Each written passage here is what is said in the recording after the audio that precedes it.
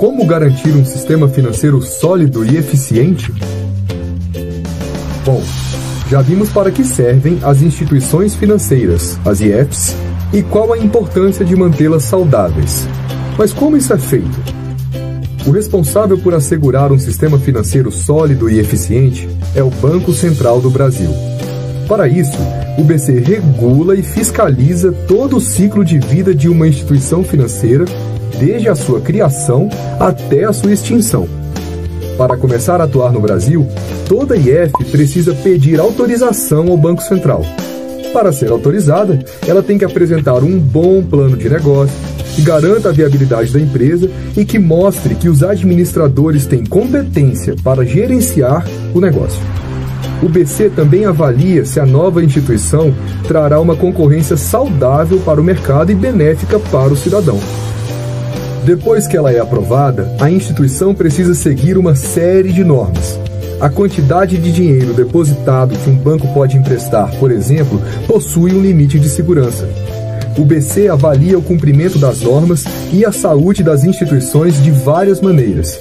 Para começar, toda instituição financeira envia diariamente várias informações ao Banco Central, que monitora tudo que ela tem a pagar, a receber e os prazos. Mas como as instituições financeiras estão interligadas, o BC também monitora o sistema como um todo. Com isso, é possível inclusive fazer testes de estresse, que são simulações do que aconteceria com o sistema financeiro brasileiro caso, por exemplo, ocorresse uma grave crise internacional. No Brasil, esses testes podem ser feitos em tempo real. Com base em todas essas informações, o BC distribui sua equipe para supervisionar os bancos, as cooperativas, os consórcios. O objetivo é diminuir os riscos de problemas ou de irregularidades no sistema. Além da saúde financeira, o Banco Central avalia ainda a conduta dessas instituições, se ela comunica suas tarifas com transparência, se atua corretamente no combate à lavagem de dinheiro, se aplica taxas e tarifas de acordo com os padrões estabelecidos, entre outros. Apesar de tudo isso, se ainda assim uma instituição permanecer com problemas, talvez seja preciso retirá-la do mercado. Nessa hora, é necessário ter cuidado para proteger os correntistas dos eventuais prejuízos. Para isso, o BC pode intervir ou mesmo liquidar uma instituição. Para dar ainda mais segurança ao cidadão, se uma instituição sofrer intervenção ou liquidação, existe o Fundo Garantidor de Créditos, o FGC, que garante aos correntistas o dinheiro depositado até um certo valor. Agora você já sabe que o sistema financeiro é essencial para o desenvolvimento sustentável do país e por que é importante mantê-lo estável. E entende como o Banco Central regula e monitora todo o ciclo de vida das instituições, para o cidadão poder contar com um sistema financeiro sólido e eficiente.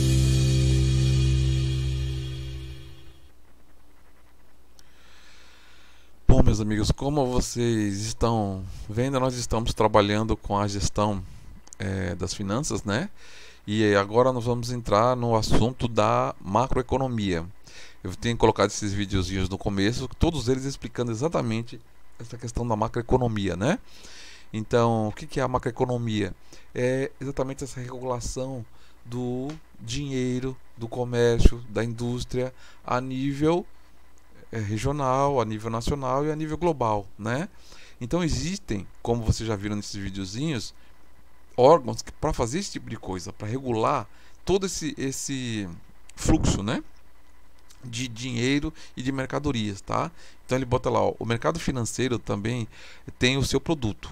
Ele é o uso do dinheiro no tempo. Isso significa transparência temporária entre agentes econômicos, da capacidade de consumo, ou seja, do poder de comprar, que a posse, o dinheiro proporciona. Então, o que significa isso, gente? Que é engraçado isso para nós, né? Mas que o dinheiro é uma mercadoria. Então, tem que alguém que tem que regular essa mercadoria, porque essa mercadoria demais, ela causa inflação. De menos, ela causa falta de desenvolvimento. Então, esse é o papel do quê? Esse é o papel das instituições financeiras, em especial do Banco Central, tá? Então, ele vai dizer aqui, ó, intermediação financeira, né? Então, qual que é o papel das instituições financeiras? Foi o que mostrou os videozinhos, né? Você tem pessoas que poupam, tem dinheiro sobrando, e pessoas que precisam de dinheiro. Então você tem uma instituição que recebe o dinheiro de quem está poupando, e essa mesma instituição ela entrega esse dinheiro para quem, a juros, né, claro, a quem está precisando. Então isso são o quê? São as corretoras, são as associações de crédito, são os bancos, são as financiadoras, elas que fazem esse papel. Então veja, elas não trabalham com dinheiro delas, elas trabalham com o dinheiro dos outros. Se não houvesse aquelas pessoas que têm o dinheiro sobrando, os poupadores, não teria como passar para os tomadores de empréstimo para que eles pudessem investir, tá? Porque o banco, a instituição financeira, as corretoras, as associações de créditos, elas só são o quê? Elas só são intermediárias, né, do dinheiro de terceiros, tá? Ok? E aí é aquilo, como mostrou nos videozinhos, né? Ela capta e paga um juro X por aquilo, aí para quem ela empresta, ela bota X mais alguma coisa, e essa mais alguma coisa aí, o que é? Essa diferença é o que ela vai ficar para ela, que é o que mantém o lucro do banco, né? Infelizmente esses lucros são abusivos. Hoje os bancos, é que nem a história, você quer viajar numa estrada e o pedágio é mais caro do que o que você vai gastar na viagem toda. Isso é o que os bancos hoje, o que eles cobram de juros, a diferença deles é maior do que o valor para as pessoas emprestar. Então não está mais condições de empréstimo. Então os bancos estão fazendo um papel do qual eles não foram feitos para fazer. Eles, ao invés de ser o fomentador da economia, estimular a economia, eles estão sugando a economia. Isso é muito ruim, né? Por quê? Porque estão com juros abusivos, né? E aí ele vai falar então como é estruturado esse sistema financeiro que controla então a nossa economia, que controla o fluxo de dinheiro, né? Que controla o fluxo de investimento e de produção, né? Então, primeira coisa, o sistema financeiro nacional ele é feito pelo que é dividido em dois grandes sistemas: o normativo, que regula e fiscaliza, Banco Central, e o intermediário, e instituições auxiliares, que são o quê? Os bancos, que são as cooperativas de crédito, né? Que são as empresas, as corretoras que fazem corretagem. Então tudo isso faz parte das instituições que auxiliam no trabalho da distribuição da mercadoria, dinheiro, né? Esse sistema financeiro nacional ele tem uma cúpula que decide, que toma as decisões de que política vai ser adotada. Você vai tirar dinheiro, você vai colocar dinheiro, você vai apertar os bancos, você vai aliviar para os bancos, para as corretoras, para as financiadoras. Esse conselho é formado pelo quê? Ele é formado, o Conselho Monetário Nacional. Ele é formado pelo ministro da Fazenda, pelo ministro do Planejamento e pelo presidente do Banco Central. Nesse governo de hoje que nós estamos, não existe Ministério do Planejamento. Então, só duas pessoas, imagina, o ministro da Fazenda e o presidente do Banco Central tomam todas as decisões importantes em relação a como deve ser regido o nosso dinheiro e a nossa economia. É demais, né? Numa democracia isso é extremamente abusivo. Apesar que a lei fala que eles podem convidar terceiros, mas se deixa na mão de duas pessoas a decisão de toda a economia de um país, né? O Banco Central, né? Então ele é responsável pelas políticas, política monetária, pela política cambial, e ele também é responsável, né, pela regulamentação, supervisão do sistema financeiro e a administração do sistema de pagamentos. Então tudo isso quem faz é o Banco Central, como vocês viram no videozinho, né? Ele controla o fluxo de entrada e saída de dinheiro dos bancos privados de um para o outro, para o exterior, né? Ele pega uma parte para ele, para poder ter segurança, por caso o banco tenha algum problema ele tenha como cobrir. Tá, tudo isso quem faz é o Banco Central, né? Então, ele fala que aqui nós também temos um outro órgão regulador, que é a Comissão de Valores Mobiliários, é a CVM, que essa aqui, gente, ela é responsável pelo mercado de capitais, né? O mercado de ações, tá? Ela que regula isso, tá? E a CVM, então, ela que é responsável por a Superintendência de Seguros Privados e a Secretaria de Previdência Complementar. Tudo isso daqui, desculpa, esses dois órgãos não estão ligados à CVM, tá? A CVM só cuida das bolsas, das ações, do capital privado. Mas nós temos mais dois órgãos ligados ao governo, né? Ministério da Economia, no caso aqui, que é a Superintendência de Seguros Privados, que ela fica vendo se não está tendo maracutaia nos seguros privados, para depois a pessoa pagar a vida toda por... Isso aconteceu isso no Brasil, tá, gente? Paga anos e anos por uma seguradora para ter uma aposentadoria privada, para receber mais dinheiro, e a seguradora quebra e o sujeito não tem aposentadoria. Isso já aconteceu, tá? Por isso que privado, há coisas que não dá certo ser privada. Uma é essa história da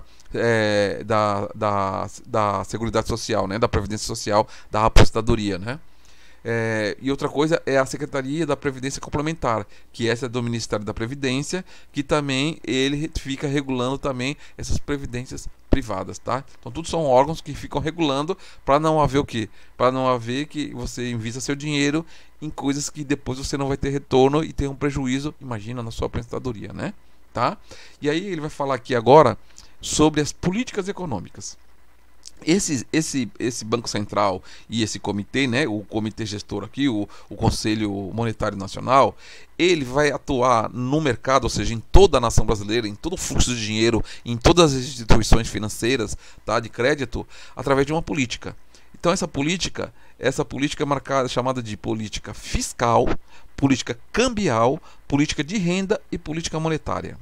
A política fiscal é baseada naqueles conceitos de contabilidade.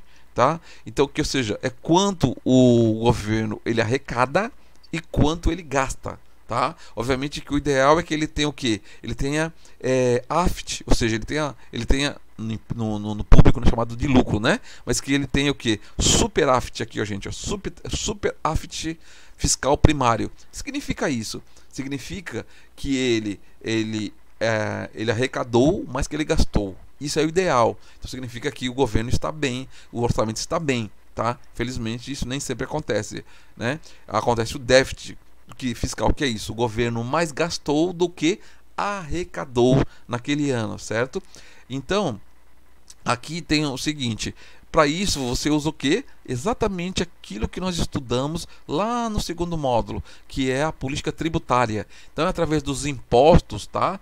E das taxas, é que o governo federal, municipal, estadual, ele vai o que? Arrecadar para depois gastar em saúde, educação, segurança, entendeu? Investimentos em infraestrutura, rodovias, estradas, portos, aeroportos, e aí ele vai gastar com essas coisas, certo? Então, ele vai arrecadar para depois ele poder gastar. E isso, então, é a política fiscal dele. Se ele aumenta impostos, se ele diminui impostos, se ele diminui imposto de uma área para poder exportar mais, e aí ele ganha na exportação, nos impostos de exportação, e assim vai. Então, isso é a política fiscal, aonde ele cobra impostos, de quem ele tira mais, de quem ele tira menos. Lembra que a gente falou sobre imposto progressivo, imposto regressivo, tudo que está na política fiscal do governo, tá? E aí ele fala assim, de acordo com a teoria de Keynes, que é um dos pais da social-democracia, da qual é uma concepção que diz que o Estado, ou seja, o Estado é que deve fomentar a economia, né? O Estado é que deve fomentar a atividade, não deixar apenas na mão do mercado, diferente dos neoliberais, como nós vimos, que acreditam que o Estado não deve nem existir, só deve ser o Estado mínimo, e tudo deve estar na mão do mercado, e tudo deve se transformar em mercadoria, né? Já na social-democracia a gente sabe que nem tudo é mercadoria, muitas coisas são o quê? Bem-estar necessário à sociedade, educação, saúde, transporte, segurança. Então isso daí o Estado deve garantir para a sociedade ter bem-estar. Então isso ele não passa para a empresa privada. Essas são questões de administração política, né? E a política também, obviamente, toda política, não existe diferença entre política e economia, tá, gente? Por isso que, na verdade, o nome é economia política. Porque economia e política são duas coisas que não tem como se separar, tá? É como separar a água do oxigênio e do hidrogênio, não tem como. A água é feita de hidrogênio e oxigênio. Então, política econômica é feita de política, tá? Então ele fala que aqui, que Keynes, né, ele diz o seguinte, que você deveria praticar uma política fiscal de elevação dos gastos públicos e redução dos impostos, mesmo que incorresse em déficits orçamentários. E denomina a política expansionista de demanda e produção, porque para ele o que era importante era que, mesmo que o governo tivesse déficit, que a sociedade estivesse produzindo muito, porque depois ele ia ter o retorno através de impostos, tá? Então isso é uma política econômica expansionista, como a gente já vai ver já daqui a pouquinho, tá, gente? Eu vou dar uma paradinha agora e depois eu vou retomar para a gente falar então sobre o que é a política cambial e a política de rendas e a política monetária, tá bom?